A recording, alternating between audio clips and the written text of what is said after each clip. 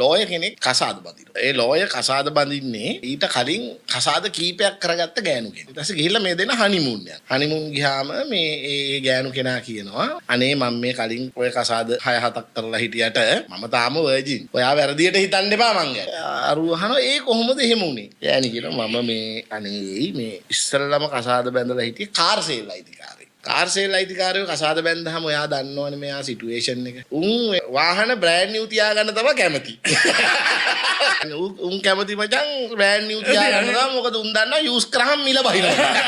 ඊට පස්සේ ඒක ඩිවෝස් වෙලා මේ ඊට පස්සේ බැන්දේ බස් කොන්දොස්තර මහත්තයෙක්. එයා හැමදාම නිදා ගන්න ගිහලා ඉඳලා එයා කියනවලු පොඩ එහාට එන්න කොතන ඉඳ තියෙනවනේ මොකද්ද කරන්නේ?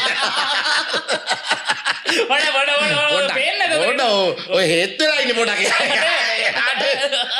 කොච්චර කිව්වත් අහන්න යන්නේ මේක.